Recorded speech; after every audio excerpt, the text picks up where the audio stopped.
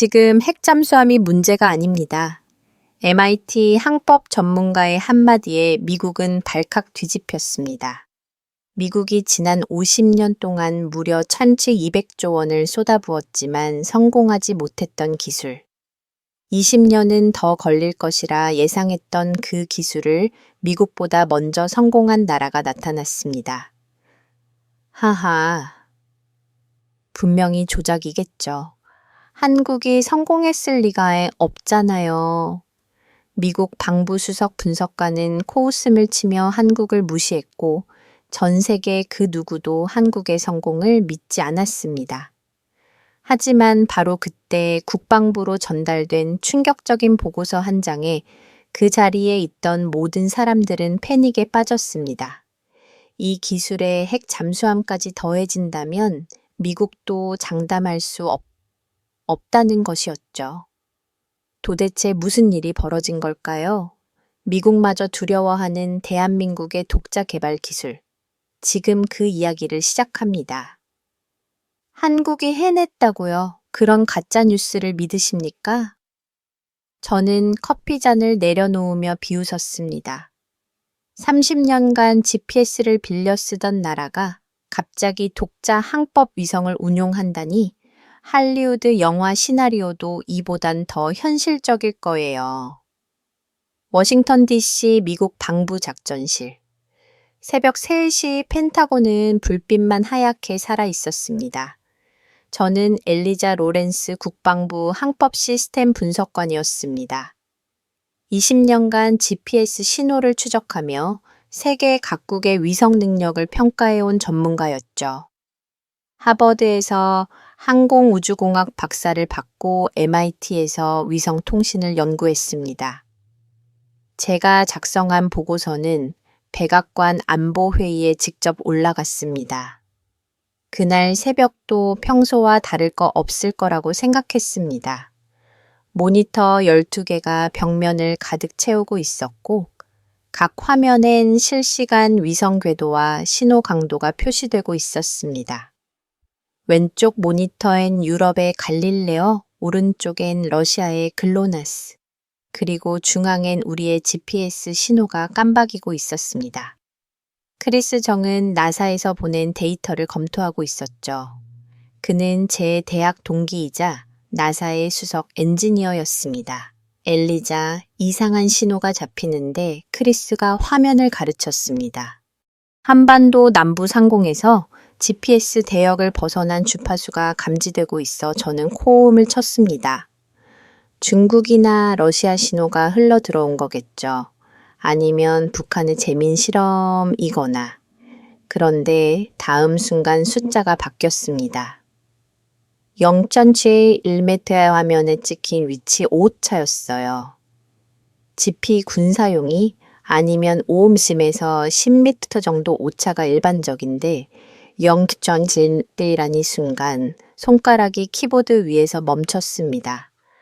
커피가 식어가는 것도 잊었죠. 잠깐. 이거 뭐야? 크리스가 자리에서 벌떡 일어났습니다. 신호식별 코드가 한국 코드로 시작하네. 한국, 대한민국 그 작은 반도 국가가 독자 위성을 쏘아 올렸다는 건가요? 말도 안 되는 소리였습니다. 저는 즉시 데이터베이스를 뒤졌어요. KPS 한국형 위성법 시스템 2022년부터 개발을 시작했다는 기록이 나왔죠. 하지만 저는 믿지 않았습니다. 개발 계획과 실전 운용은 하늘과 땅 차이니까요. 얼마나 많은 나라들이 독자 위성의 꿈을 꾸다가 포기했던가요. 토머스 차관부님께 보고해야겠네. 크리스가 빨간색 비상 전화기를 들었습니다. 저는 그의 팔을 잡았습니다. 잠깐만요. 일시적인 신호 이상일 수 있어요. GPS 위성이 태양풍에 영향받으면 가끔 이런 수치가 나오기도 하거든요. 괜히 새벽에 난리 피울 필요 없잖아요. 바로 그 순간이었습니다. 경보음이 울렸어요. 낮은 사이렌 소리가 작전실 전체를 뒤흔들었죠. 평소엔 들을 수 없는 소리였습니다. 메인 스크린에 붉은 글씨로 경고문이 떴습니다. 미확인 항법 신호, 감지 한반도 지역 한글로 번역하면 단순해 보이지만 그 의미는 결코 가볍지 않았어요. 모니터 오른쪽 구석에서 신호 강도 그래프가 급상승하기 시작했습니다. 처음엔 노이즈인 줄 알았어요. 우주에는 수많은 전파 잡음이 있으니까요. 그런데 패턴이 너무나 규칙적이었습니다. 정확히 3초 간격으로 펄스가 발생했고 진폭은 일정했죠. 자연 현상이 아니었습니다. 누군가 의도적으로 송출하는 신호였어요. 그것도 매우 정교하게 설계된 신호였죠. 나사 메인 서버 접속이 안 돼. 크리스가 필사적으로 키보드를 두드렸습니다. 네트워크가 과부하 상태야. 다른 기관들도 이 신호를 분석하려는 것 같은데 일본 우주청 유럽 우주국 다들 난리가 난 모양이야. 저는 여전히 의심스러웠습니다. 설마 한국이 진짜로 반도체는 만들어도 위성은 다른 차원의 기술인데 화면을 확대했더니 한반도 지도가 선명하게 나타났습니다. 서울을 중심으로 동심원이 천천히 퍼져나가고 있었어요. 실시간 신호 커버리지였죠. 제주도부터 휴전선까지 동해부터 서해까지 한반도 전역을 빈틈없이 덮고 있었습니다. 더 놀라운 건 정확도였어요. 보통 민간용 GPS는 이 오차가 멈에서 10m 정도입니다. 군사용도 1m 내외죠. 그런데 이 신호는 전차인신일리비를 꾸준히 유지하고 있었습니다. 토머스 차관입니다. 스피커폰에서 잠이 덜 깬 목소리가 들렸습니다. 새벽에 무슨 일이죠? 크리스가 떨리는 목소리로 상황을 설명했습니다. 저는 계속 데이터를 분석했죠. 신호 주파수 변조 방식 암호화 프로토콜. 모든 게 GPS와 완전히 달랐습니다. 독자 규격이었어요. 더구나 암호화 수준이 군사 등급이었습니다.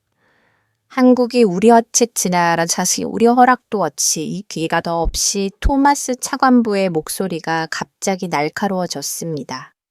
동맹국이 이런 중대한 결정을 단독으로 그때 또 다른 알람이 울렸습니다. 이번엔 일본 방공식별 구역에서였어요. 도쿄 항공관제소가 미화인 항법 신호를 감지했다는 긴급 보고였죠. 베이징과 상하이에서도 신호가 잡혔다는 소식이 들렸어요. 동북 아시아 전체가 이 신호를 감지하고 있었던 겁니다. 긴급 화상회의를 소집하겠습니다. 차관보가 단호하게 말했습니다. 10분 안에 전원 접속하세요. 국가 안보의 멤버들도 모두 깨우세요. 전화가 끊기자 크리스가 창백한 얼굴로 저를 봤습니다. 엘리자, 이거 정말 심각한 일인 것 같은데 한국이 정말로 해낸 거야. 저는 천천히 고개를 저었습니다. 불가능해요. 한국이 독자 위성법 시스템을 구축한다는 건 GPS 체계에 정면으로 도전한다는 거잖아요. 그들이 그럴 능력이 있을 리가. 하지만 숫자는 거짓말을 하지 않았습니다. 0.0동 궁금해 0.1림. 08mm 차가 실시간으로 갱신되고 있었어요. 믿을 수 없을 만큼 정밀했죠. 제 손이 떨리기 시작했습니다.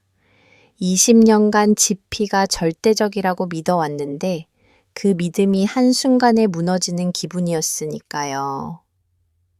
접속됐어. 크리스가 갑자기 외쳤습니다. 나사 데이터베이스에 겨우 들어갔어. 잠깐. 이게 대체 뭐지? 화면에 위성 궤도 시뮬레이션이 떴습니다. 정지 궤도 3기 중고에도 고기, 총 이탈기의 위성이 한반도 상공을 정교하게 덮고 있었어요. 완벽한 기하학적 배치였습니다. 누가 봐도 수년간 치밀하게 계획된 구조였죠. 언제 이렇게 저는 말을 잇지 못했습니다. 크리스가 급하게 파일을 열었습니다. 첫 번째 발사가 2025년 3월 8달 전이야. 우리가 모르는 사이에 한국이 조용히 위성을 쏘아 올린 거야. 그것도 한 개가 아니라 여러 개를. 화상회의 화면이 켜졌습니다.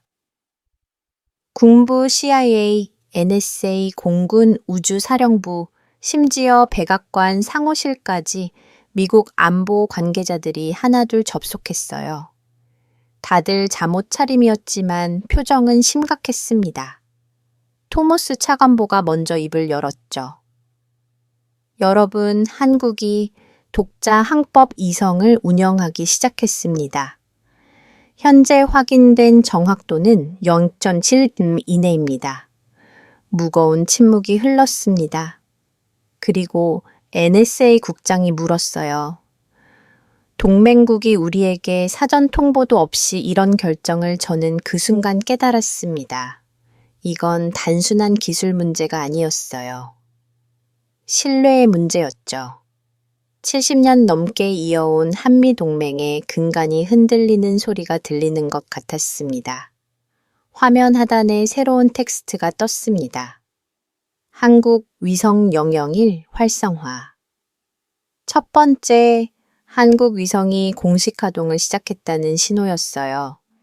그 문구가 마치 선전포고처럼 느껴졌습니다. 그 순간 펜타곤 전체가 차가운 긴장으로 얼어붙었습니다. 저는 떨리는 손으로 커피잔을 다시 들었지만 한 모금도 마실 수 없었어요. 새벽의 차가운 공기가 제 뼛속까지 파고들었습니다. 20년 경력의 분석관이었지만 이런 순간은 처음이었어요. 모두 준비하세요. 토마스 차관보가 이제 엄숙하게 말했습니다. 이제부터가 진짜 시작입니다. 우리가 알던 세계 질서가 바뀌고 있습니다. 저는 붉은색으로 깜빡이는 모니터를 멍하니 응시했습니다. 한국 위성 001이라는 글자가 계속 깜빡이고 있었어요. 작은 반도 국가가 하늘의 질서의 도전장을 내민 순간이었죠. 그리고 저는 불길한 예감에 휩싸였습니다. 앞으로 벌어질 일들이 제 20년 경력과 신념을 완전히 뒤집어 놓을 거라는 예감이었어요. 다음 날 아침 저는 잠도 못 잔 채 나사 고다드 우주센터로 향했습니다. 메릴랜드까지 1시간 거리였지만 3시간처럼 느껴졌어요. 운전하는 내내 라디오에선 한국 위성 이야기뿐이었죠. 하지만 저는 여전히 확신했습니다.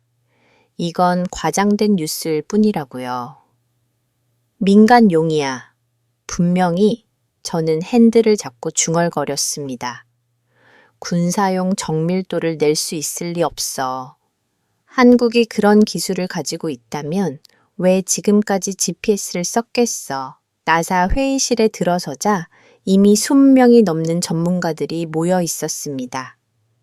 JP, MIT, 칼텍, 스탠퍼드, 미국 최고의 두뇌들이었죠. 크리스가 메인 스크린 앞에서 있었어요. 궤도 분석이 끝났습니다. 그가 리모컨을 들었습니다. 한국은 정주 궤도 위성 3기와 경사 지구 동기 궤도 위성 다목기를 운용 중입니다. 총 8기의 위성이 완벽한 계약학적 구조를 이루고 있어요. 저는 손을 들었습니다. 그래도 GP 31기에 비하면 턱없이 부족하잖아요. 바알기로 무슨 정밀도를 낸다는 거죠. 크리스가 다음 슬라이드를 넘겼습니다. 그래프가 나타났어요. 붉은 선이 급격하게 아래로 떨어지고 있었죠. 오차 범위입니다. 현재 확인된 수치는 그가 잠시 말을 멈췄습니다. 플러스 마이너스 10cm입니다. 회의실이 술렁거렸습니다. 10cm라니요. GPS 군사용이 미터 단위인데 말이죠. 브레넌 교수가 일어났습니다. MIT 항공우주공학과의 전설적인 인물이었죠. 불가능합니다. 위성 8기로 그런 정밀도를 내려면 보정 신호가 필요한데 그래서 더 놀라운 겁니다. 크리스가 화면을 바꿨어요. 한국은 지상 기준국 150개를 운용하고 있습니다. 실시간 보정 시스템이죠. 우리가 군사용으로만 쓰는 기술을 민간 영역까지 확대한 겁니다. 저는 믿을 수 없었습니다. 그런 인프라를 구축하는데 얼마나 걸렸을까요? 최소 5년. 브레넌 교수가 대답했습니다. 그들은 5년 전부터 이걸 준비한 거야. 우리 눈을 피해서 말이지. 바로 그때 회의실 문이 열렸습니다. 토머스 차관보가 들어왔어요. 표정이 어두웠죠. 백악관에서 긴급 지시가 내려왔습니다. 그가 서류를 테이블에 던졌습니다. 한반도 정밀도 보고서를 오늘 안에 수정하라고 합니다. 대통령이 직접 보고받기를 원하십니다. 저는 서류를 집어들었습니다. 극비라는 도장이 찍혀 있었어요. 첫 페이지를 넘기자 충격적인 내용이 나왔습니다. 한국이 단순히 GPS를 대체하려는 게 아니라 아시아 전체에 서비스를 제공할 계획이라는 거였죠. 잠깐만요. 제가 끼어들었습니다. 한국이 아시아의 항법 시스템 공급자가 되겠다는 건가요? 토머스가 고개를 끄덕였습니다. 이미 일본 기업 3곳이 KPS 수신기 개발을 시작했습니다.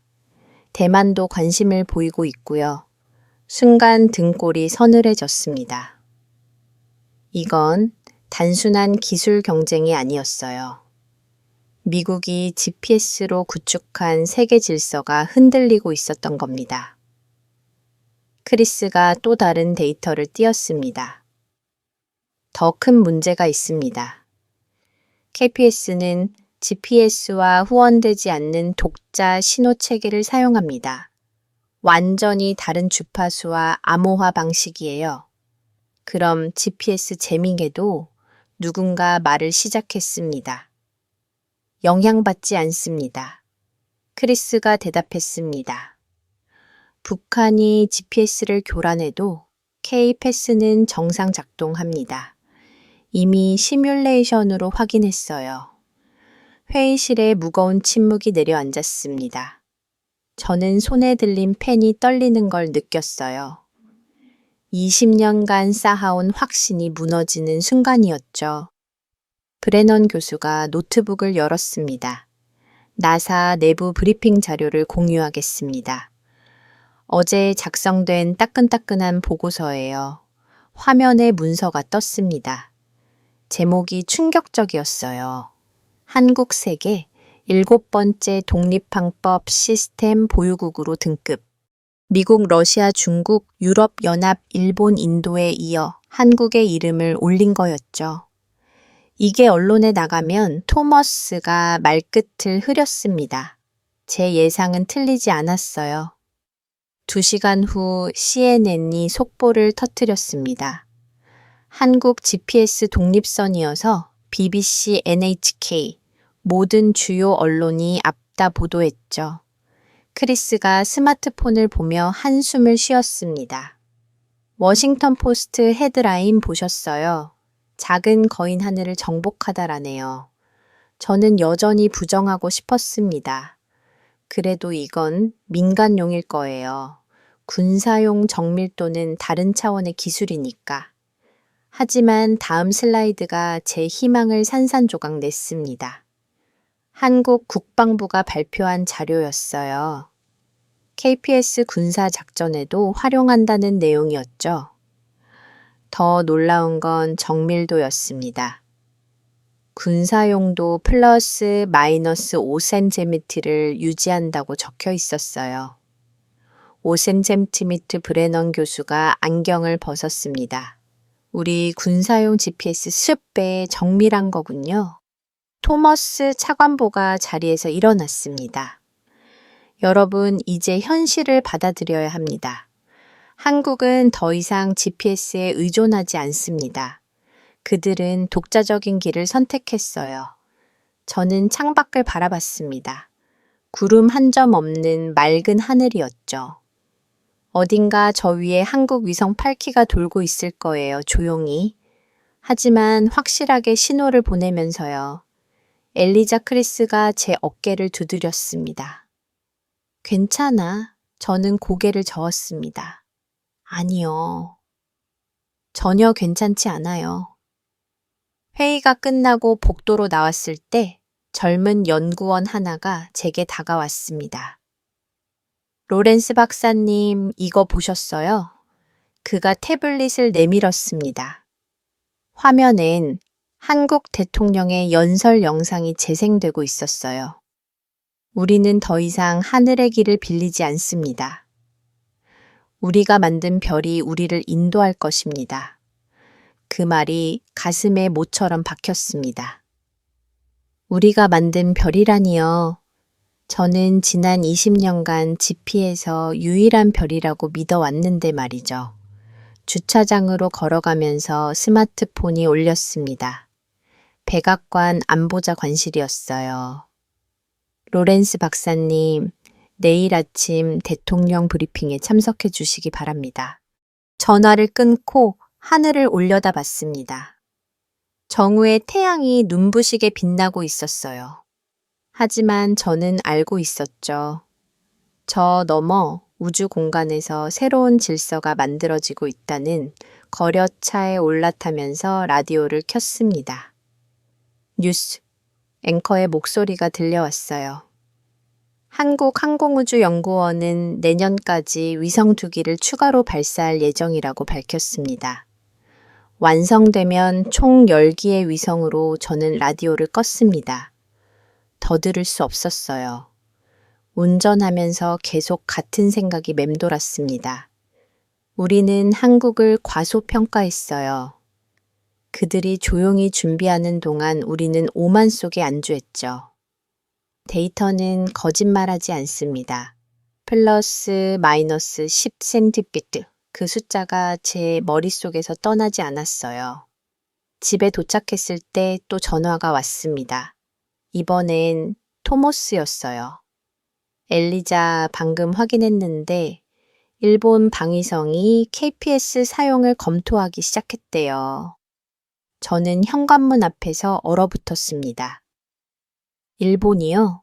우리의 가장 가까운 동맹국이 한국 시스템을 쓰겠다고요. 농담이시죠? 아니요. 그들은 이미 한국의 기술 협력을 요청했습니다.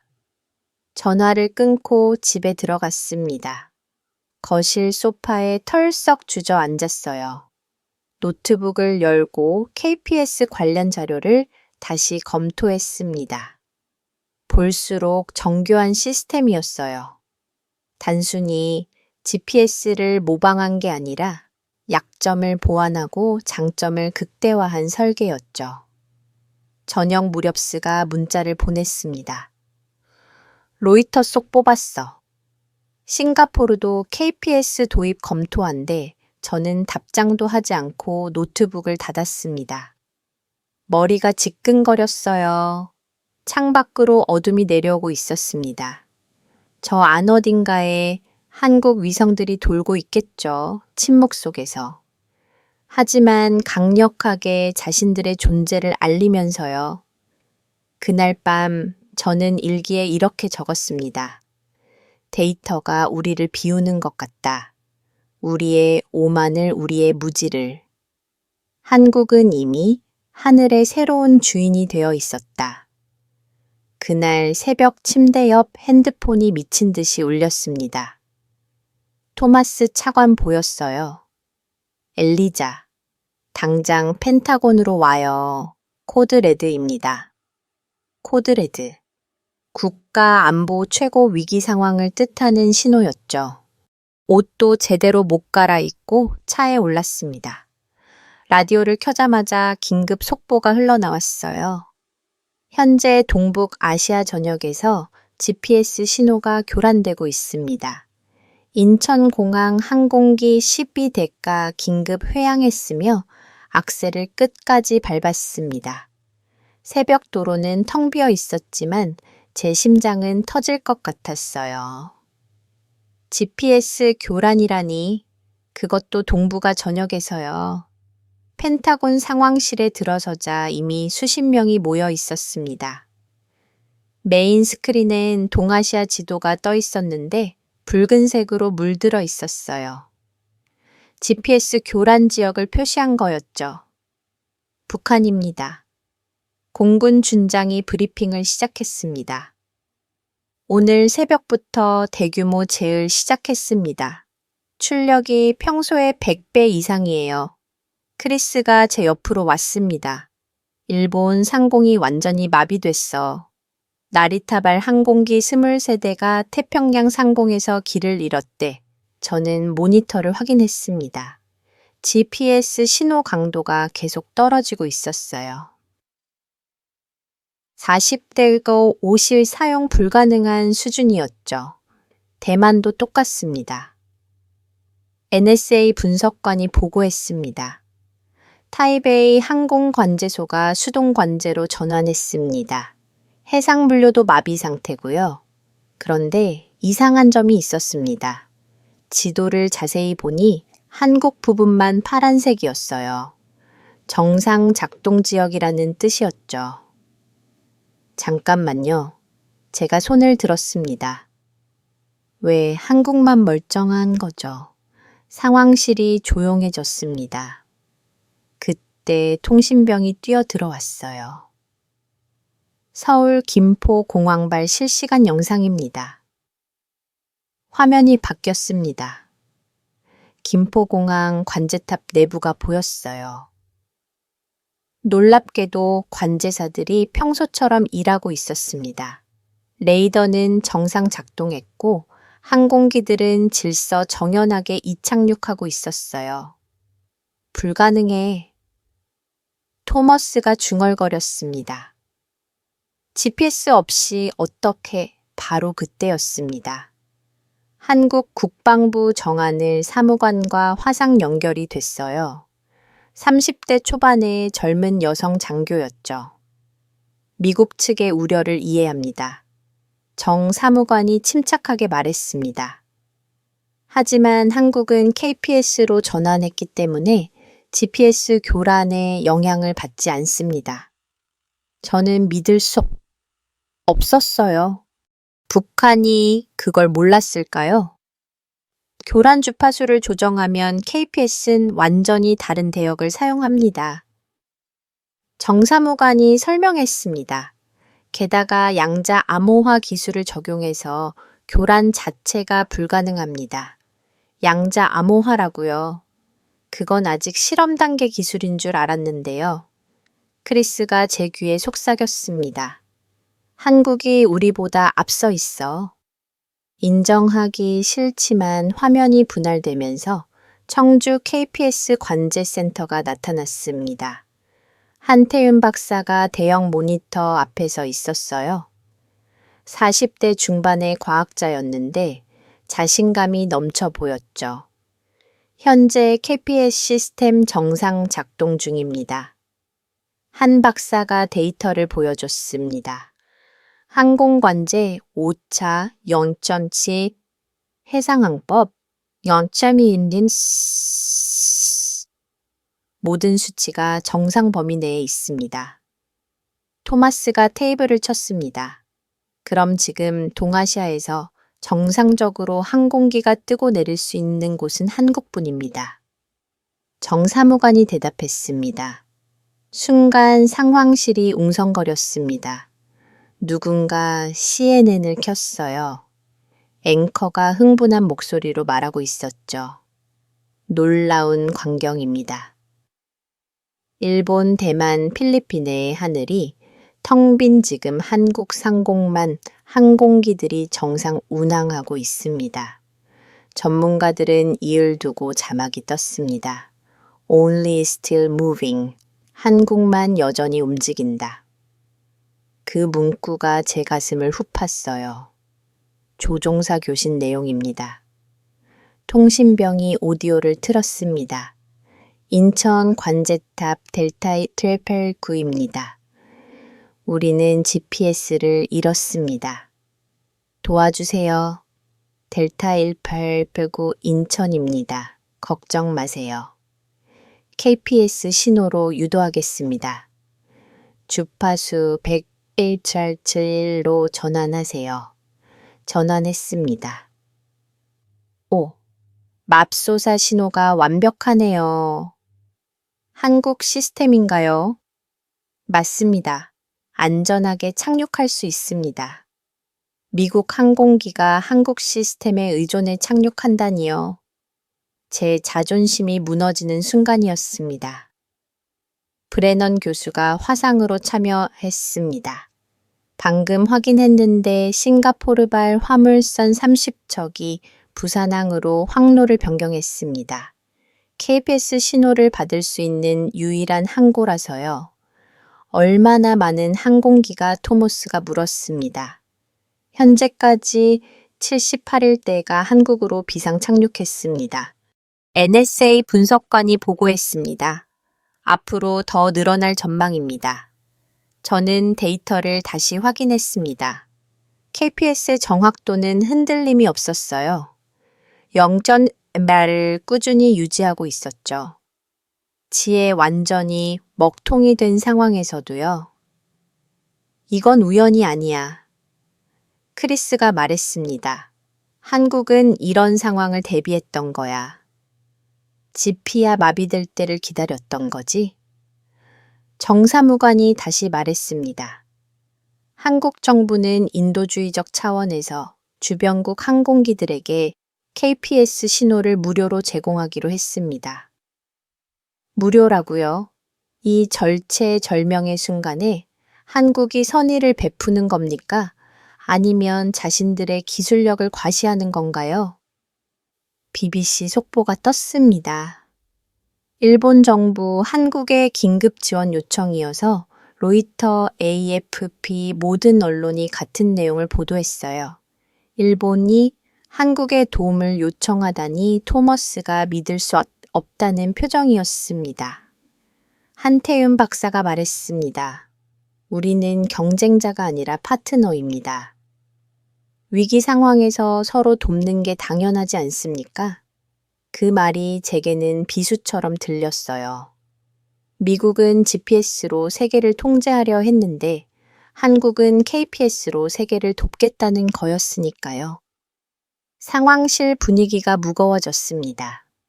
미국의 자존심이 무너지는 순간이었죠.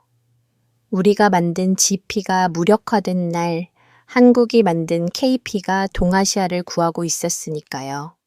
대통령께 보고해야겠습니다. 토머스가 일어났습니다. 한국이 더 이상 우리의 통제 아래 있지 않다고요. 저는 모니터를 계속 응시했습니다. 한반도 상공의 파란 점들이 반짝이고 있었어요. KPS 위성들이었죠. 작지만 강력한 신호를 보내면서 혼란에 빠진 하늘의 길을 만들고 있었습니다. 크리스가 제 어깨를 두드렸습니다. 엘리자, 이제 인정해야 해. 한국이 해냈어. 우리보다 먼저. 저는 고개를 끄덕일 수밖에 없었습니다. 숫자는 거짓말하지 않으니까요.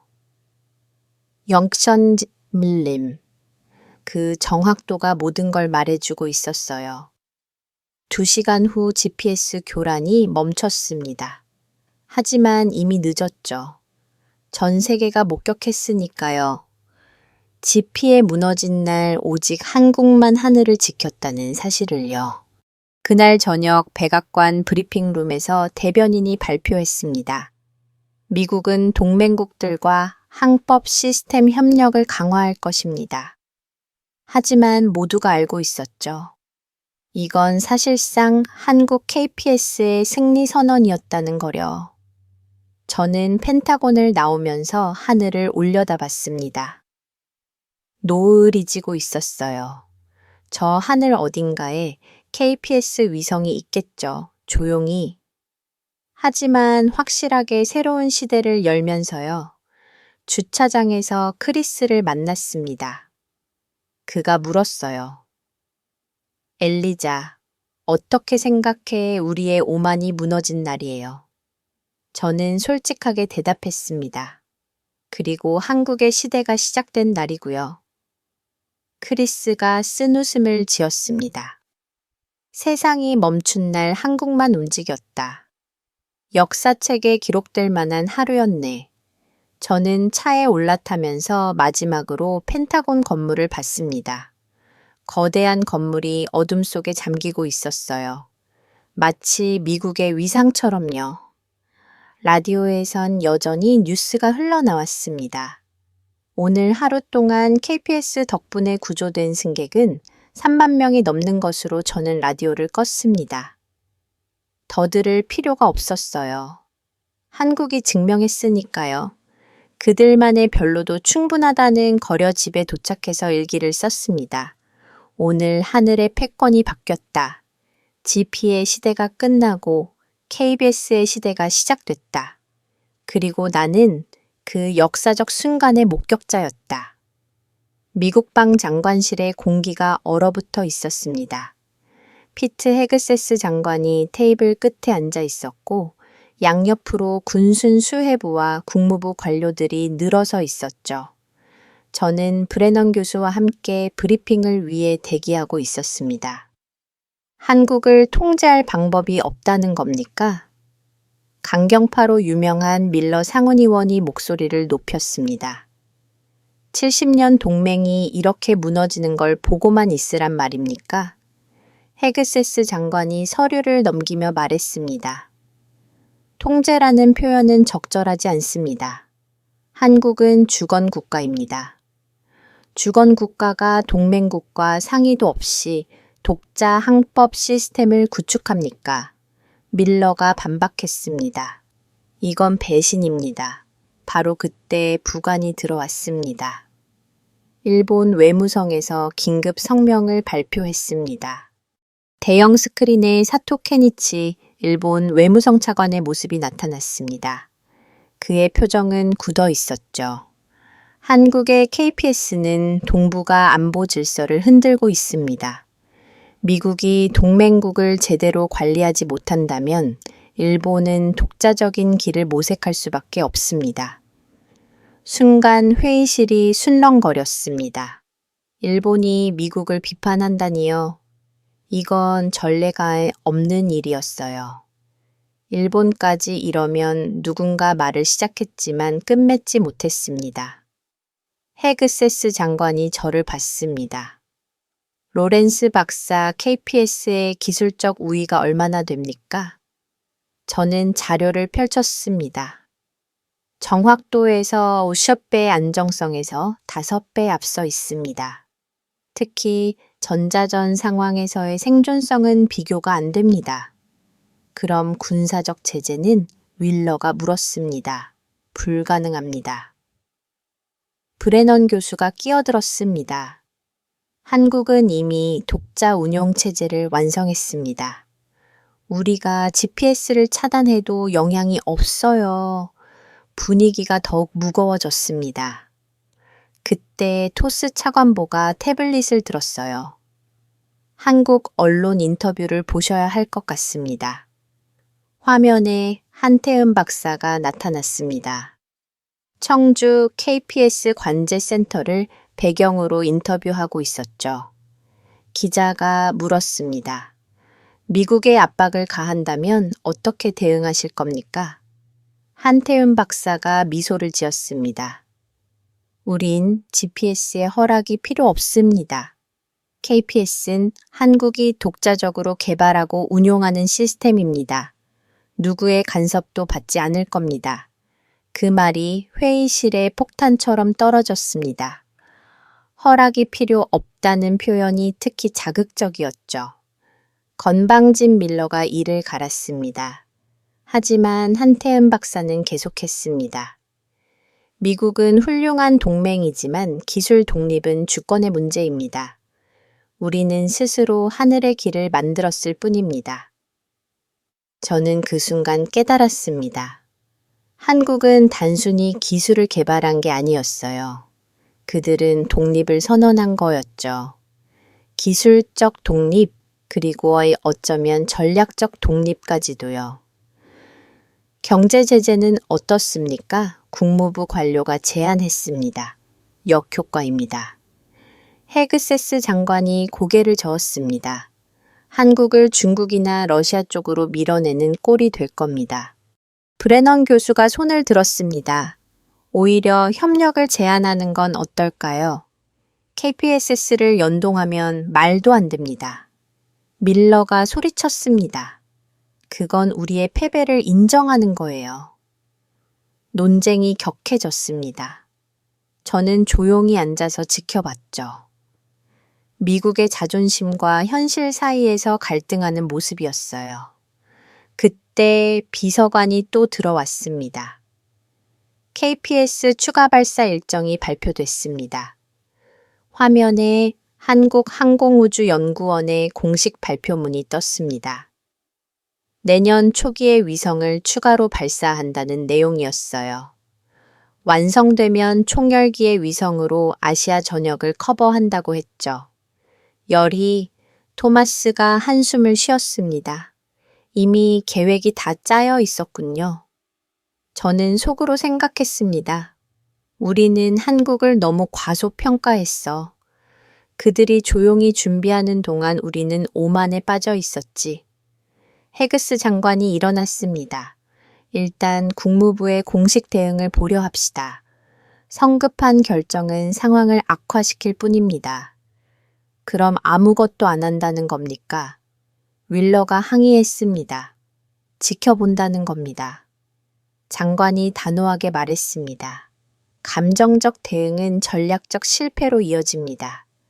회의가 끝나고 저는 복도로 나왔습니다. 브레넌 교수가 따라왔어요. 엘리자, 어떻게 생각해요? 저는 창밖을 바라봤습니다. 우리가 틀렸어요. 한국은 우리의 그늘에서 벗어날 준비가 되어 있었는데 우리만 몰랐던 거죠. 그날 저녁 집에서 혼자 와인을 마시며 한태음 박사의 인터뷰를 다시 봤습니다. 그의 눈빛은 확신이 가득했어요. 두려움도 망설임도 없었죠. 우린 지피의 허락이 필요 없습니다. 그 말이 계속 머릿속을 맴돌았습니다. 저는 노트북을 열고 지난 20년간 작성한 보고서들을 훑어봤어. 한국 관련 분석이 수십 개 있었죠. 하지만 모두 같은 전제에서 출발했습니다. 한국은 지베이스에 의존할 수밖에 없다는 전제요. 틀렸습니다. 완전히 틀렸어요. 저는 진실을 분석했지만 제 편견은 분석하지 않았던 겁니다. 한국을 약속으로 영원한 추종자로 규정했던 제 선입 견느려 스마트폰이 울렸습니다. 크리스였어요. 방금 들었는데 베트남이랑 태국도 KPS 도입을 검토한데 동남아시아까지 저는 놀랐습니다. 이미 기술 설명회 일정을 잡았대. 한국이 아시아 전체를 겨냥하고 있는 거야. 전화를 끊고 저는 깊은 생각에 빠졌습니다. 이건 단순한 기술 경쟁이 아니었어요. 세계 질서의 재편이었죠. 지에 상징하던 미국의 헤게모니가 흔들리고 있었습니다. 다음 날 아침 워싱턴 포스트 일면을 봤습니다. 흔들리는 동맹 떠오르는 한국 체은 더 직설적이었어요. 미국은 동맹을 통제하려 했지만 한국은 파트너십을 선택했다. 국무부 회의실에 다시 모였을 때 분위기는 어제와 달랐습니다. 밀러 의원도 조용했고 헤그세스 장관은 깊은 생각에 잠겨 있었어요. CIA 보고서입니다. 정부 분석관이 문서를 배포했습니다. 중국과 러시아가 한국의 기술 협력을 제안했습니다. 또 다른 충격이었습니다. 우리의 경쟁국들이 한국에 손을 내밀고 있었던 거예요. 한국이 어느 쪽을 선택할까요? 누군가 물었습니다. 선택하지 않을 겁니다. 제가 대답했습니다. 한국은 이미 독자 노선을 선택했으니까요. 토머스가 고개를 끄덕였습니다. 그들은 우리도 중국도 러시아도 아닌 자기 자신을 선택했어요. 바로 그때 대통령실에서 연락이 왔습니다. 대통령이 직접 한국 대통령과 통화하겠다고 했죠. 회의실에 긴장감이 흘렀습니다. 이 통화가 앞으로의 한미 관계를 결정할 테니까요. 1시간 후가 전해졌습니다. 한국 대통령은 정중하지만 단호했다고 합니다.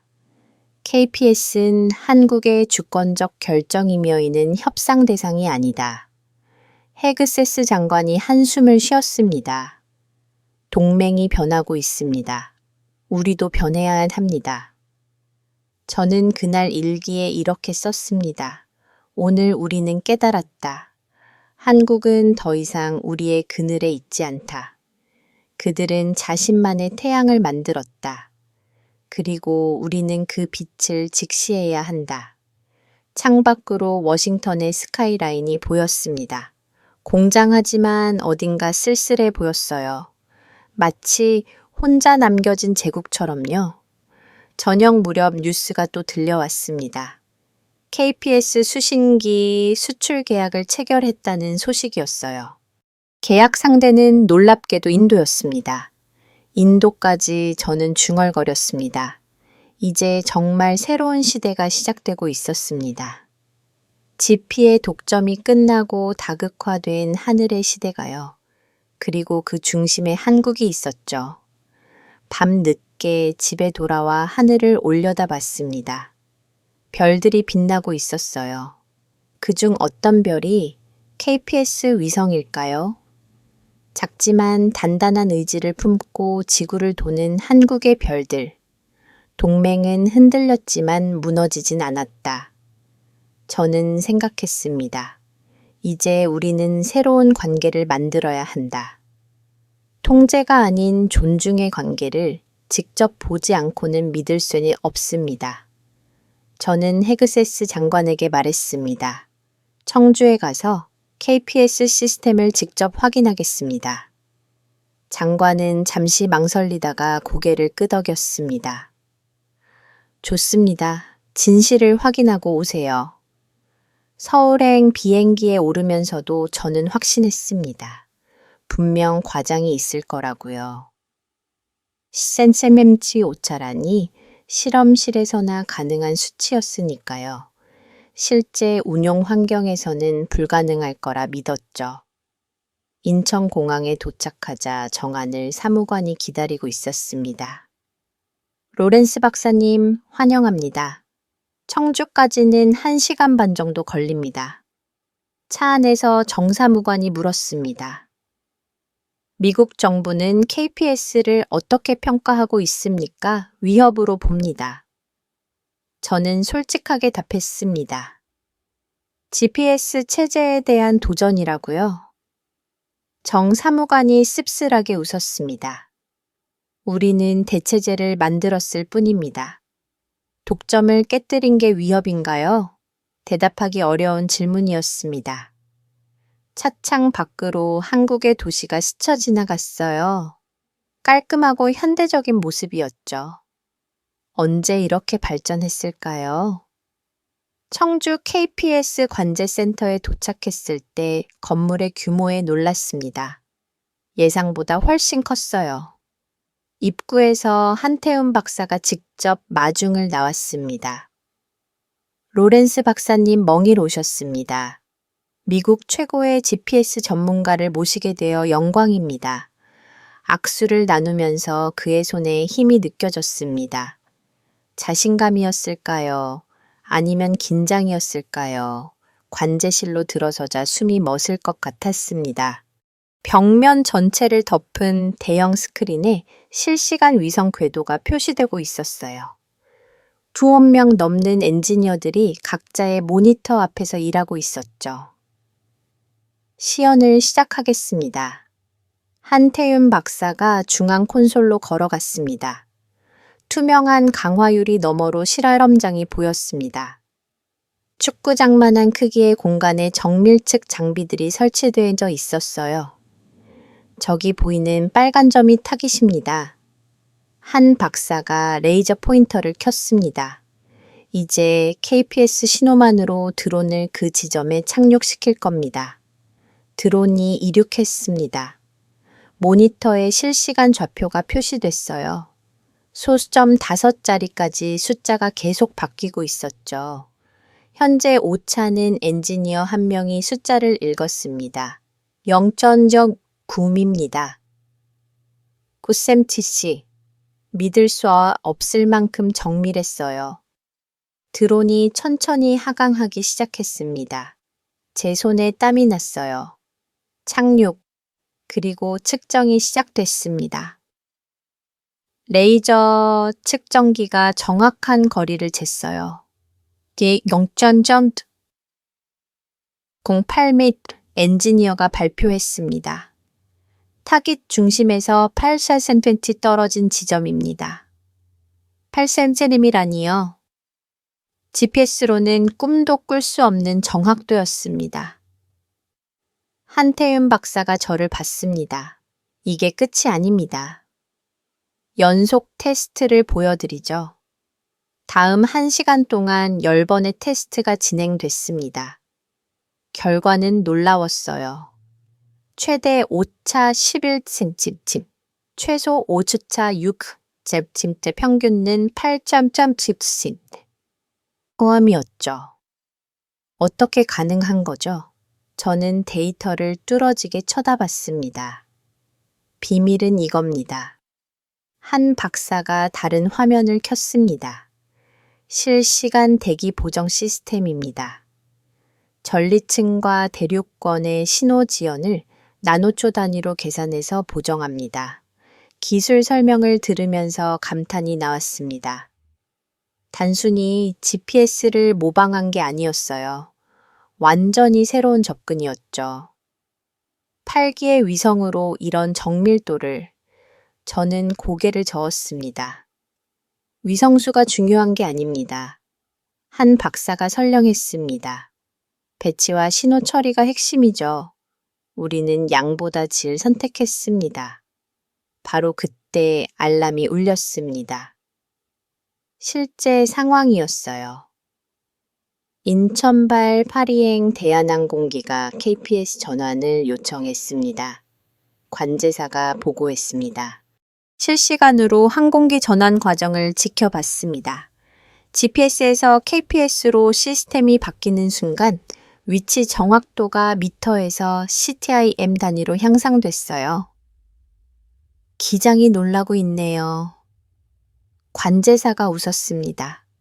이렇게 정밀한 신호는 처음이래요. 엔지니어들의 표정에 자부심이 가득했습니다. 젊은 얼굴들이었지만 프로페셔널했죠. 이들이 새로운 시대를 만들고 있었던 겁니다. 한태윤 박사가 저를 회의실로 안내했습니다. 벽에는 KPS 개발 과정을 담은 사진들이 걸려 있었어요. 로렌스 박사님, 우리가 왜 이 시스템을 만들었는지 아십니까? 저는 대답했습니다. GPS 의존도를 줄이려고요. 그것도 맞지만 한 박사가 창밖을 바라봤습니다. 진짜 이유는 신뢰입니다. 보호받는 것과 신뢰받는 것은 다르거든요. 그 말에 저는 멈칫했습니다. 미국은 우리를 보호한다고 했습니다. 짚이 그 보호의 일부였죠. 하지만 보호는 때로 통제가 됩니다. 우리는 보호보다 신뢰를 원했어요. 순간 깨달았습니다. 이건 기술의 문제가 아니었어요. 관계의 문제였죠. 미국은 한국을 보호 대상으로 봤지만 한국은 동등한 파트너가 되길 원했던 겁니다. 그래서 독자 시스템을 제가 중얼거렸습니다. 우리만의 시스템으로 우리의 능력을 증명하고 싶었습니다.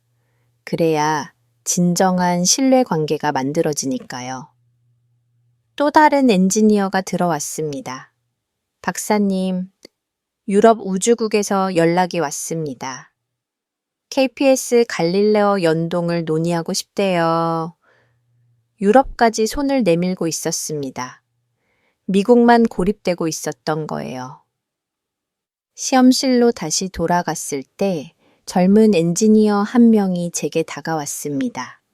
로렌스 박사님, 저는 MIT에서 박사님 논문을 읽으며 공부했습니다.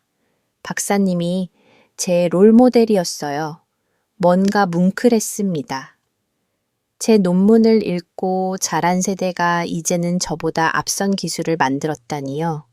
이제는 제가 당신들에게 배워야겠네요. 저는 진심으로 말했습니다. 한태윤 박사가 마지막 시원을 준비했습니다. 이건 아직 공개하지 않은 기술입니다. 화면에 새로운 데이터가 떴습니다. 움직이는 물체의 실시간 추적이었어요. 시속 300km로 이동하는 고속열차의 위치를 단위로 추적하고 있었죠. 동적 정밀도 10cm를 유지합니다. 한 박사가 자랑스럽게 말했습니다. 완벽했습니다. 기술적으로 흠잡을 데가 없었어요. 저는 펜을 내려놓았습니다. 더 이상 의심할 게 없었으니까요. 인정합니다. 제가 말했습니다. KPS는 집에 뛰어넘었습니다. 한태윤 박사가 미소 지었습니다. 인정이 아니라 협력을 원합니다. 함께 더 나은 미래를 만들고 싶어요. 관제실을 나오면서 뒤를 돌아봤습니다. 엔지니어들이 여전히 모니터 앞에서 일하고 있었어요. 밤낮 없이 하늘의 길을 지키는 사람들이었죠. 정하늘 사무관이 공항까지 배용했습니다. 어떠셨습니까? 그녀가 물었습니다. 충격적이었습니다. 저는 솔직하게 답했습니다. 그리고 감동적이었어요. 미국 정부에 뭐라고 보고하실 건가요? 잠시 생각한 후 대답했습니다. 진실을 보고할 겁니다. 한국이 이미 우리를 넘어섰다고요. 비행기에 오르면서 마지막으로 한국 하늘을 봤습니다. 맑고 푸른 하늘이었어요. 저 위 어딘가에 KPS 위성들이 있겠죠. 작은 나라가 쏘아올린 큰 꿈들이 기내에서 보고서를 작성했습니다. 첫 문장은 이랬어요. 한국의 KPS는 기술적 우를 넘어 패러다임의 전환을 보여준다. 그리고 마지막 문장은 이렇게 끝맺습니다. 우리는 숫자만 봤지만 그들은 관계를 봤다. 10cm의 정밀도보다 중요한 건 그들이 보여준 독립의지와 기술 자신감이다. 워싱턴에 도착했을 때 크리스가 기다리고 있었습니다. 어땠어? 우리가 틀렸어. 저는 짧게 답했습니다. 완전히 틀렸어.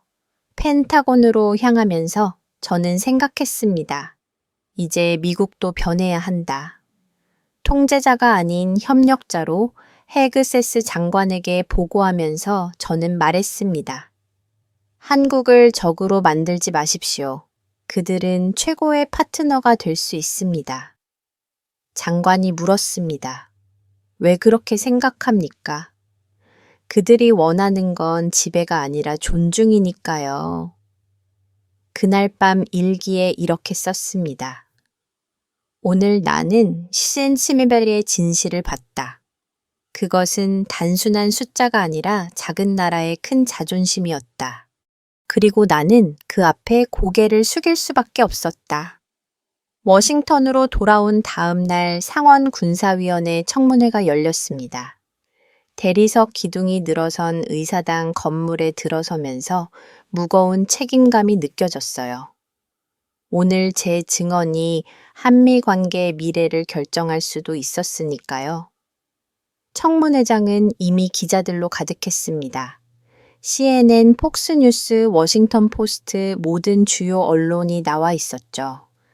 방청석엔 국방부와 국무부 관료들이 앉아 있었고 맨 앞줄엔 피트 헤그세스 국방장관이 묵묵히 자리를 지키고 있었습니다. 로렌스 박사님, 선서해 주십시오. 위원장이 말했습니다. 오른손을 들고 선서했습니다. 진실만을 말하겠다고요. 그 진실이 불편하더라도 말이죠.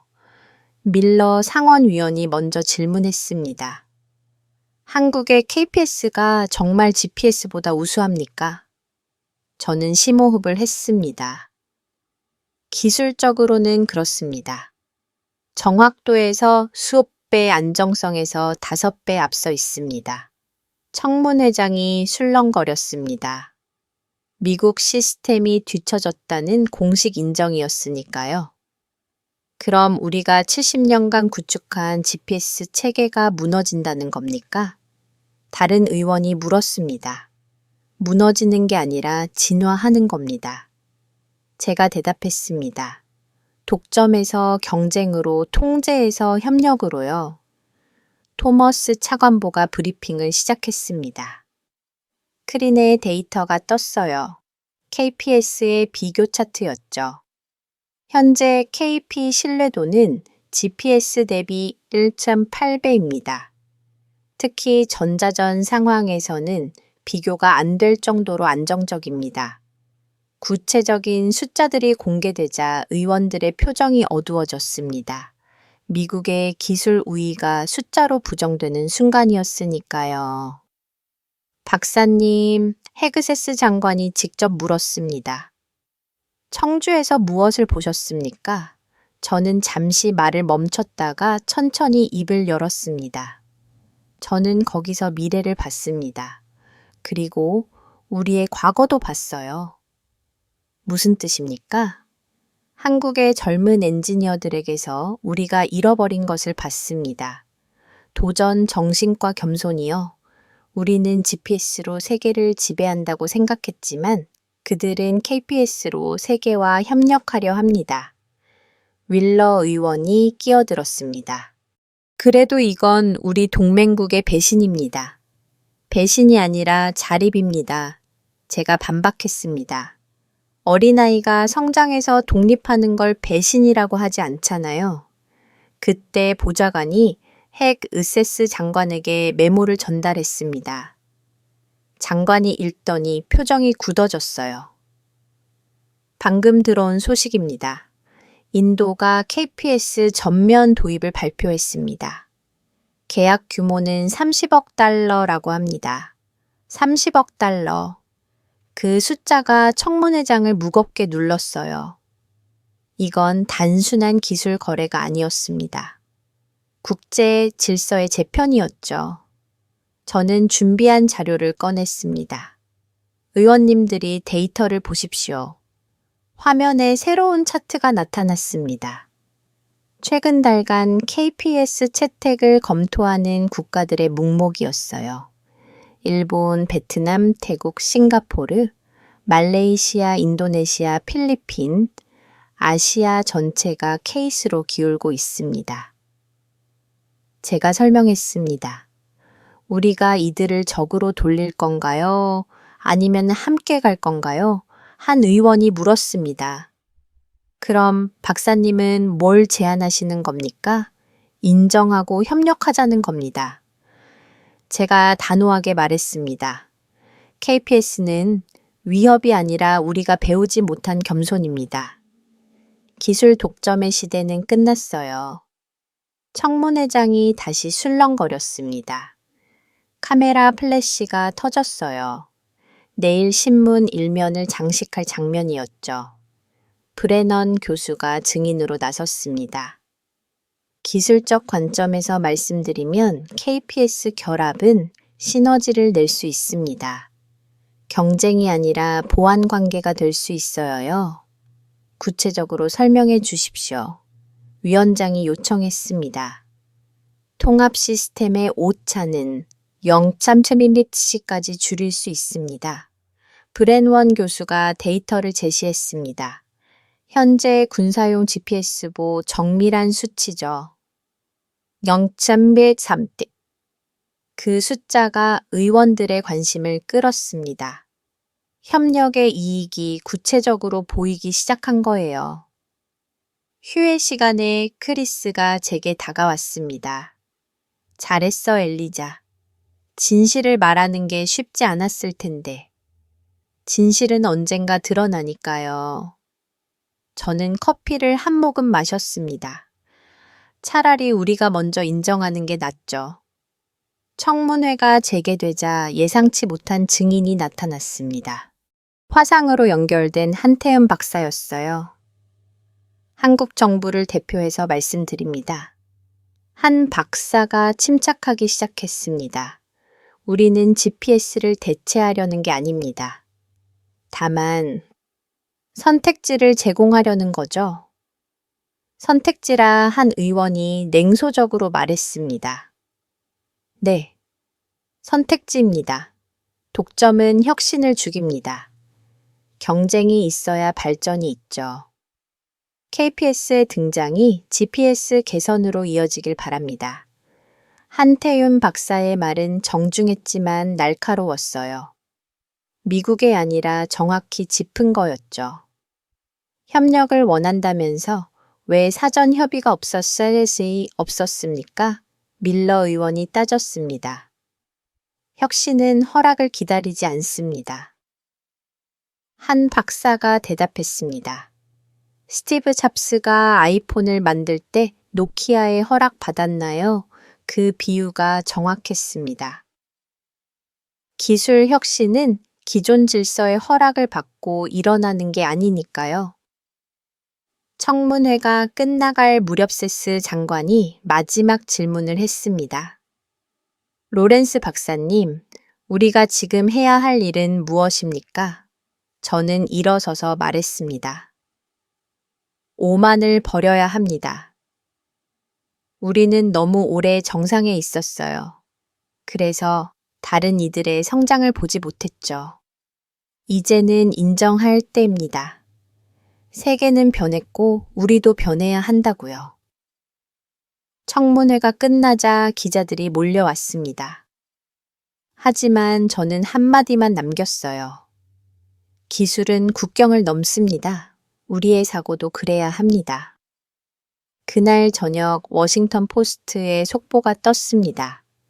미국 방부 GPS 독점 시대의 종말 인정. 이어서 월스트리트 저널의 헤드라인이 눈에 들어왔어요. 교만의 추락. 미국 GPS 헤게모니의 종건 백악관 상황실에서 긴급 회의가 열렸습니다. 대통령 보좌관들이 모두 모였죠. 이제 어떻게 해야 합니까? 국가안보 보좌관이 물었습니다. 토머스 차관부가 문서를 펼쳤습니다. 국무부는 이미 움직이고 있습니다. 한국과 공동연구협정을 제안할 계획입니다. 굴복하는 겁니까? 누군가 물었습니다. 협력하는 겁니다. 헤그세스 장관이 정정했습니다. 굴복과 협력은 다릅니다. 저는 조용히 앉아서 들었습니다. 미국이 변화를 받아들이는 모습이었어요. 쉽지 않은 과정이었지만 필요한 일이었죠. 회의가 끝난 후 헤그세스 장관이 저를 불렀습니다. 박사님, 오늘 증언에 감사합니다. 쉽지 않은 결정이었을 텐데 진실을 말한 것뿐입니다. 제가 대답했습니다. 그 진실이 우리를 자유롭게 했습니다. 장관이 미소 지었습니다. 오만의 굴레에서요. 집으로 돌아오는 길에 한국발 뉴스를 확인했습니다. 이재명 대통령이 성명을 발표했더군요. 한국은 언제나 협력의 문을 열어두고 있습니다. KPS는 독점을 위한 도구가 아니라 공존을 위한 플랫폼입니다. 공존 그 단어가 마음에 와닿았습니다. 경쟁이 아닌 공존 지배가 아닌 협력. 어쩌면 이것이 새로운 시대의 키워드일지도 모릅니다. 그날 밤 크리스가 전화했습니다. 나사에서도 움직이기 시작했어. KPS와 기술 교류를 검토한데 결국 현실을 받아들인 거네. 제가 말했습니다. 오만의 시대는 끝났어. 이제 겸손의 시대가 시작되는 거지. 전화를 끊고 창밖을 봤습니다. 워싱턴에 야경이 펼쳐져 있었어요. 이 도시가 수십 년간 세계 질서의 중심이었죠. 하지만 이제는 달라질 겁니다. 중심이 여러 개인 세상 다극화된 세계가 오고 있었으니까요. 일기장을 펴고 썼습니다. 오늘 우리는 오만의 종말을 선언했다. 쉽지 않은 인정이었지만 필요한 일이었다. 한국이 우리에게 가르쳐 준 건 기술이 아니라 태도였다. 겸손과 개방, 그리고 협력의 정신. 이제 미국도 배울 때다. 가르치기만 하는 것이 아니라 배우는 법을 다음 날 아침 예상치 못한 소식이 들려왔습니다. 유럽연합이 KPS와 갈릴러 시스템의 통합을 공식 제안했다는 거였어요. 미국이 빠진 채로 새로운 동맹이 만들어지고 있어 토머스가 우려했습니다. 하지만 저는 달리 생각했습니다. 아니요. 이제 우리도 합류할 기회예요. 통제자가 아닌 파트너로서 그렇게 새로운 시대가 시작되고 있었습니다. 지혜의 독점이 끝나고 여러 시스템이 공존하는 시대. 그리고 그 변화의 중심에 작은 나라 한국이 있었죠. 오마은 몰락을 부르지만 겸손은 기회를 만든다. 저는 그날의 교훈을 마음에 새겼습니다. 국방부 기자 회견장의 문이 열렸습니다. 200명이 넘는 기자들이 카메라를 들고 기다리고 있었어요. 보통 대통령이나 국무장관이 서는 그 단상에 오늘은 피트 헤그세스 국방장관이 올라설 예정이었죠. 저는 맨 앞줄에 앉아 있었습니다. 토머스 차관보가 옆에 있었고 반대편엔 정환을 사무관이 자리했어요. 한국 대표단이 워싱턴에 온 건 일주일 전이었죠. 그동안 밤낮 없이 협상이 진행됐습니다. 잠시 후 역사적 순간을 목격하게 될 겁니다. 토머스가 속삭였습니다. 무대 옆 스크린이 켜졌습니다. 청주 KPS 관제센터가 실시간으로 연결된 거였어요. 한태윤 박사와 엔지니어들이 대형 모니터 앞에 모여있는 모습이 보였죠. 오전 10시 정각 측문이 열리면서 헤그세스 장관이 들어왔습니다. 해병대 출신다운 꽃찬 자세였지만 표정엔 부드러움이 있었어요. 단상에 오른가 마이크 앞에 섰습니다. 오늘 우리는 새로운 시대를 엽니다. 장관이 차분하게 시작했습니다. 한국의 KPS는 경쟁이 아니라 신뢰의 기술입니다. 기자들이 술렁거렸습니다. 미국 국방장관이 한국 기술을 신뢰의 기술이라고 공식 인정한 거였으니까요.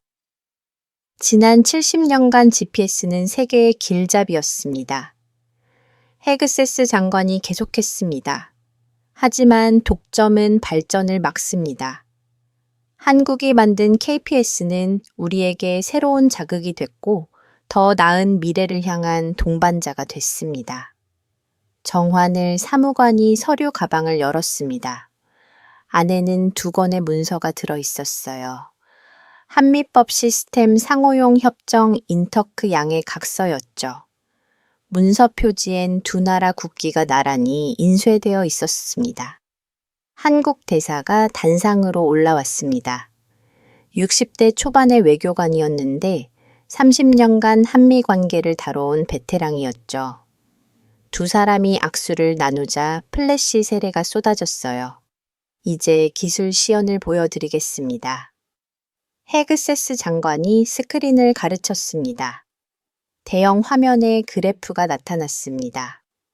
GPS 신호는 파란색, KPS 신호는 빨간색으로 표시됐어요. 두 신호가 따로 움직이다가 서서히 겹쳐지기 시작했죠. 통합 시작. 청주관제센터에서 한태훈 박사가 버튼을 눌렀습니다. 두 신호가 하나로 합쳐지면서 보라색으로 변했습니다. 동시에 정확도 수치가 나타났어요. 플러스 마이너스 틱토 회견장이 조용해졌습니다. 모두가 숫자를 응시하고 있었어요. 그때 신뢰도 수치가 떴습니다. 99.9% 이것이 협력의 결과입니다. 헤그세스 장관이 말했습니다. 따로일 때보다 함께일 때 더 강합니다. 기자가 손을 들었습니다. 이건 사실상 미국이 한국에 굴복한 것 아닙니까? 장관이 고개를 저었습니다. 굴복이 아니라 진화입니다. 강한 자는 변화를 두려워하지 않습니다. 우리는 더 강해지기 위해 손을 잡은 겁니다. 청주관제센터에서 박수 소리가 들려왔습니다. 엔지니어들이 환호하고 있었어요. 수년간의 노력이 결실을 맺는 순간이었죠. 화면에 잡힌 한 젊은 엔지니어는 눈물을 흘리고 있었습니다. 한태윤 박사가 마이크를 잡았습니다. 미국 동료들에게 감사드립니다. 경쟁자에서 파트너가 되기까지 쉽지 않았지만 우리는 해냈습니다. 서명식이 시작됐습니다. 헤그세스 장관과 한국 대사가 나란히 앉았어요. 펜을 든 두 사람의 모습이 역사의 한 페이지를 쓰는 것 같았죠. 이 협정으로 양국은 장관이 문서를 읽기 시작했습니다. 창우 기술 공유, 공동 연구 개발, 통합 운용을 약속합니다. 서명하는 순간 기자들이 일제히 셔터를 눌렀습니다. 찰칵찰칵 소리가 회견장을 가득 채웠어요. 두 사람이 서명된 문서를 들어보이자 또 한 번 플래시가 터졌습니다. 뉴욕타임스 기자가 질문했습니다. 왜 대통령이 아니라 국방장관이 서명했습니까? 이건 정치가 아니라 과학의 영역이기 때문입니다. 헤그세스 장관이 대답했습니다. 군사보다 과학의 순간이죠. 과학에는 국경이 없습니다. 그 말에 저는 뭔가 뭉클했습니다. 미국이 진짜로 변하고 있었어요. 오만한 제국에서 협력하는 파트너로 워싱턴 포스트 기자가 물었습니다. 중국과 러시아의 반응은 어떻습니까? 그들도 곧 합류하게 될 겁니다. 정한을 사무관이 대답했습니다. 기술 협력에는 이념이 없으니까요. 17시간 데이터가 계속 업데이트 됐습니다. 통합 시스템의 성능이 예상을 뛰어넘고 있었어요. 5차, 4차, 3차의 숫자가 계속 좋아지고 있었죠. 놀랍습니다. 브레넌 교수가 감탄했습니다. 이론상으로만 가능하다고 생각했는데 실제로 구현되다니요. 폭스뉴스 기자가 날카롭게 물었습니다. 이것이 미국의 패권 종말을 의미합니까? 헤그세스 장관이 잠시 생각하더니 답했습니다. 패원이 아니라 파트너십의 시작입니다. 혼자 가면 빨리 가지만 함께 가면 멀리 갑니다. 우리는 멀리 가기를 선택했습니다. 청주에서 또 환호성이 터졌습니다. 젊은 엔지니어 한 명이 외쳤어요. 해냈습니다. 정말로 해냈어요. 한태윤 박사가 미소 지으며 말했습니다. 이제 시작일 뿐입니다. 앞으로 더 많은 협력이 기다리고 있어요. 로이터 기자가 손을 들었습니다. 일본과 유럽의 반응은 이미 참여 의사를 밝혔습니다. 토마스 차관보가 대답했습니다. 글로벌 항법 동맹이 만들어지고 있어요. 저는 그 순간 깨달았습니다. 이건 단순한 기술 협정이 아니었어요. 새로운 세계 질서의 시작이었죠. 힘이 아닌 신뢰로, 통제가 아닌 협력으로 만들어지는 질서였습니다. BBC 특파원이 질문했습니다. 한국은 무엇을 얻었습니까? 전관을 사무관이 대답했습니다. 인정받았습니다. 기술 강국으로 대등한 파트너로요. 그것만으로도 충분합니다. 헤그세스 장관이 마지막 발언을 했습니다. 오늘은 끝이 아니라 시작입니다. GPS의 만남은 인류 전체에게 이익이 될 겁니다. 우리는 경쟁을 넘어 협력의 시대를 열었습니다. 기자회견이 끝나자 저는 복도로 나왔습니다. 정환을 사무관이 다가왔어요. 로렌스 박사님 감사합니다. 박사님의 정직한 증언이 없었다면 오늘은 없었을 거예요. 저야말로 감사합니다. 제가 답했습니다. 한국이 우리에게 겸손을 가르쳐 줬으니까요. 밖으로 나오니 워싱턴의 하늘이 유난히 맑았습니다. 저 위 어딘가에서 GP와 KPS 위성들이 함께 돌고 있겠죠. 경쟁자에서 동반자가 된 두 시스템이 크리스가 문자를 보냈습니다. 방금 나사 발표. 차세대 위성 개발에 한국과 협력한데 저는 미소를 지었습니다. 진짜 변화가 시작되고 있었어요. 그날 저녁 한국 대표단과 만찬이 있었습니다. 조지타운의 오래된 레스토랑이었죠. 한태윤 박사가 건배를 제안했어요. 신뢰를 위하여, 신뢰를 위하여 모두가 잔을 들었습니다. 헤그세스 장관이 조용히 말했습니다. 오늘 우리는 역사를 썼습니다. 대립에서 협력으로, 의심에서 신뢰로. 이것이 진정한 동맹의 모습입니다. 저는 속으로 중얼거렸습니다. 이제 명령이 아니라 신뢰가 지휘한다. 만찬 중에 흥미로운 소식들이 계속 전해졌습니다. 일본 정부가 긴급 강요회의를 소집했다는 소식, 유럽연합이 갈릴레오 시스템의 개방을 논의한다는 뉴스, 인도가 자국 시스템과의 연동을 제안했다는 보도가 이어졌어요. 심지어 중국도 베이더우 시스템의 부분적 개방을 검토한다는 신호를 보내왔죠. 도미노 효과네요. 브레넌 교수가 말했습니다. 한미 협력이 전 세계 항법 시스템의 통합을 촉발시켰어요. 한태은 박사가 고개를 끄덕였습니다. 이게 우리가 원했던 겁니다. 독점이 아닌 공존 배제가 아닌 포용이요. 만찬이 끝나고 호텔로 돌아왔을 때 세계가 들썩이고 있었습니다. 각국 언론들이 앞다이 소식을 보도했고 전문가들은 새로운 시대의 도래를 예고했죠. 창밖을 보니 워싱턴 기념탑이 보였습니다. 미국의 상징이죠. 하지만 이제 그 옆에 다른 나라들의 상징도 함께 설 겁니다.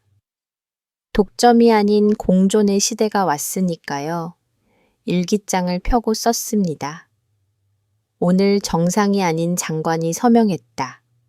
정치가 아닌 과학의 이름으로 이것이 더 의미 있는 이유는 진정성이 있기 때문이다. 쇼가 아닌 진짜 협력 체면이 아닌 실질적 파트너십.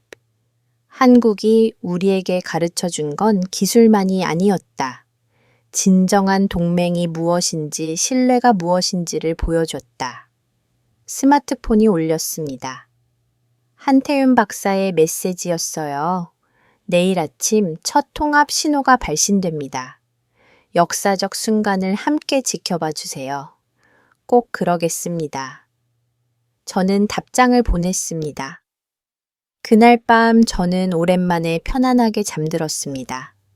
재립과 긴장의 시대가 끝나고 협력과 신뢰의 시대가 시작됐으니까요. 새벽에 잠깐 깼을 때 창밖에 별들이 빛나고 있었어요. GPS 위성일까? KPS 위성일까? 이제는 구분할 필요가 없었죠. 모두가 함께 인류를 위해 길을 밝히고 있으니까요. 신뢰가 지휘하는 시대. 저는 다시 잠에 들면서 생각했습니다. 이것이 우리가 만들어갈 미래다. 협정 체결 이틀 후 저는 다시 청주에 있었습니다. 이번엔 혼자가 아니었어요. 크리스와 브레넌 교수, 그리고 나사팀 10명이 함께였죠. 미국 정부가 공식 파견한 첫 기술 교류단이었습니다. 인터크 완전 가동. 관제실에 들어서자마자 한국 엔지니어의 외침이 들렸습니다. GP, KPS 완전히 하나로 통합된 순간이었죠. 엔지니어들이 박수를 치기 시작했습니다. 미국 팀과 한국 팀이 서로 악수를 나누고 포옹했어요. 국경도 언어도 이 순간엔 아무 의미가 없었습니다. 한태음은 박사가 메인 콘솔로 걸어갔습니다. 실시간 데이터를 확인해 보겠습니다. 화면에 숫자들이 나타났어요. 위치 5차, 0.0, 잼 디기치토 03란이요. 이론적으로도 거의 불가능한 수치였습니다. 안정화 지수는 크리스가 물었습니다. 99.0%입니다. 젊은 엔지니어가 대답했습니다. 지난 48시간 동안 단 한 번의 오류도 없었어요. 브레넌 교수가 데이터를 분석하며 감탄했습니다. 이건 기적이야. 두 시스템이 이렇게 완벽하게 조화를 이루다니 전간을 사무관이 들어왔습니다. 방금 백악관에서 연락이 왔습니다. 대통령이 직접 축하 메시지를 보내셨어요. 또 다른 모니터에 실제 적용 사례들이 표시됐습니다. 샌프란시스코의 자율주행차, 도쿄의 드론 택배, 싱가포르의 정밀 농업, 전 세계가 통합 시스템의 혜택을 받고 있었죠. 이제 옥상으로 올라가시죠. 한태윤 박사가 제안했습니다. 특별한 걸 보여드리고 싶어요. 엘리베이터를 타고 옥상으로 올라갔습니다. 청주의 스카이라인이 한눈에 들어왔어요. 해가 지고 있었고 하늘이 붉게 물 들어가고 있었죠. 한 틈은 박사가 하늘을 가르쳤습니다. 저기 보이시나요? 처음엔 잘 보이지 않았습니다. 하지만 해가 완전히 지고 어둠이 내리자 작은 빛들이 하나둘 나타나기 시작했어요. 인공위성들입니다. 한 박사가 설명했습니다. KPS-8기와 GPS 위성들이 교차하면서 지나가고 있어요. 정말 놀라운 광경이었습니다. 마치 우주의 발레 같았어요. 서로 다른 궤도를 도는 위성들이 완벽한 조화를 이루며 움직이고 있었죠. 크리스가 망원경을 꺼냈습니다. 실제로 볼 수 있다니 믿기지 않네. 저도 망원경을 들여다봤습니다. 작은 점처럼 보이는 위성들이 천천히 움직이고 있었어요. 어떤 게 GPS이고 어떤 게 KPS 구분할 수 없었지만 그게 중요한가요? 이제 모두가 하나로 일하고 있으니까요. 잠깐만요. 정하늘 사무관이 태블릿을 들었습니다. 헤그세스 장관님이 특별 메시지를 보내셨네요. 중앙 모니터에 메시지가 떴습니다. 영어였지만 곧 한글 번역이 함께 표시됐어요. 권력은 일시적이지만 신뢰는 영원하다. 단순하지만 깊은 울림이 있는 문장이었습니다. 모두가 조용히 그 의미를 되새었어요. 한태윤 박사가 미소 지으며 말했습니다. 정치보다 명료하네요. 저는 난간에 기대어 하늘을 올려다보며 대답했습니다. 이제 하늘엔 서명보다 신뢰가 남았어요. 바람이 불었습니다. 시원한 가을 바람이었죠. 옥상엔 미국과 한국의 엔지니어들이 함께 서 있었어요. 국적도 인종도 다르지만 같은 하늘을 바라보고 있었습니다. 처음 KPS 신호를 감지했을 때가 기억나요? 제가 말했습니다. 그때는 이게 위협이라고 생각했죠. 미국의 헤게모니가 무너진다고요. 한태음은 박사가 고개를 끄덕였습니다. 우리도 두려웠어요. 미국이 어떻게 반응할지 제재를 가할지. 하지만 결국 우리는 손을 잡았네요. 크리스가 끼어들었습니다. 네.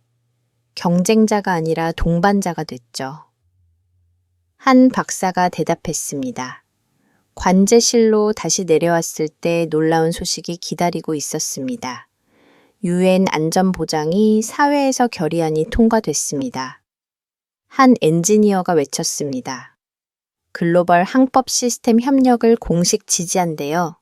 또 다른 모니터엔 실시간 뉴스가 흐르고 있었어요. 전 세계가 이 순간을 주목하고 있었죠. 러시아도 글로나스 시스템 개방을 발표했습니다.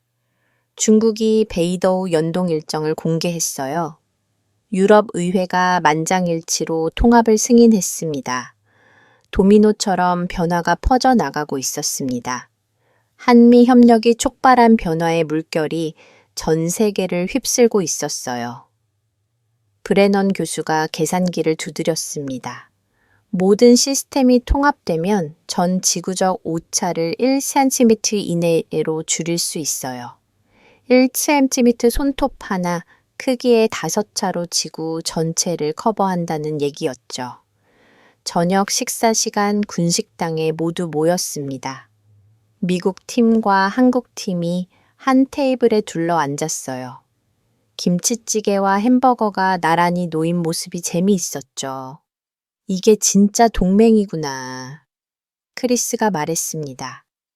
기술을 나누고 지식을 공유하고 함께 성장하는 것. 한태윤 박사가 잔을 들었습니다.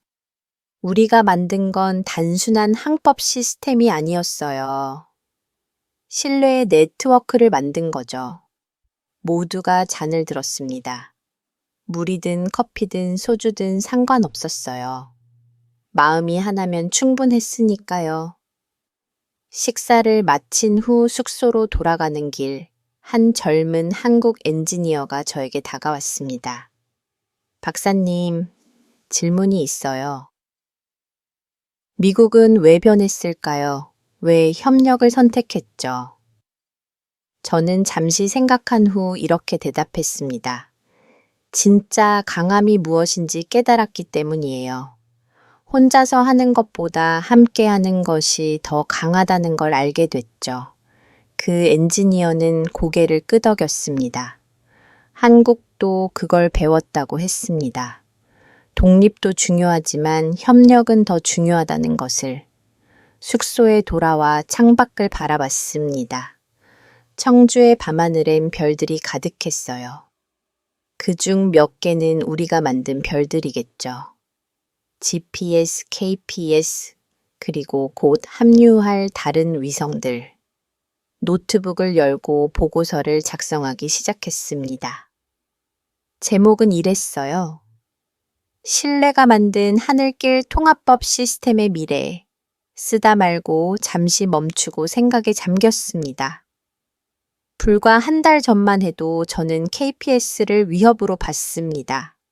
한국을 경쟁자이자 적으로 생각했었죠. 하지만 지금은 어떨까요? 가장 믿을 수 있는 파트너가 되었습니다. 그때 스마트폰이 울렸습니다. 헤그세스 장관의 메시지였어요. 로렌스 박사, 당신이 자랑스럽습니다. 진실을 말할 용기가 있었기에 오늘이 있을 수 있었습니다. 저는 답장을 보냈습니다. 감사합니다. 하지만 진짜 용기는 한국이 보여줬습니다. 작은 나라가 큰 꿈을 꾸고 그것을 실현한 거니까요. 새벽 2시, 아직도 관제실에는 불이 켜져 있었습니다. 창문 너머로 엔지니어들이 보였어요. 미국과 한국 구분 없이 함께 일하고 있었습니다.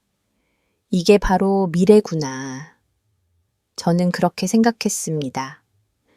경계 없는 협력, 국적 없는 기술 차별, 없는 신뢰. 일기장의 마지막 문장을 적었습니다. 하늘에 남은 건 신뢰뿐이었다. GPS와 KPS가 아닌 인류의 신뢰. 그것이 우리를 이끌 새로운 별이 될 것이다. 작은 나라 한국이 큰 교훈을 줬다. 기술보다 중요한 건 신뢰라는 것을 오만을 버리고 겸손을 배우면 우리 모두가 더 높이 날 수 있다는 것을. 창밖의 별들이 반짝이고 있었습니다. 어디선가 위성이 지나가고 있겠죠? 조용히 하지만 확실하게 인류를 위한 길을 밝히면서 한국을 응원하신다면 한국 최고. 한국은 아직 멀었다면 한국 분발.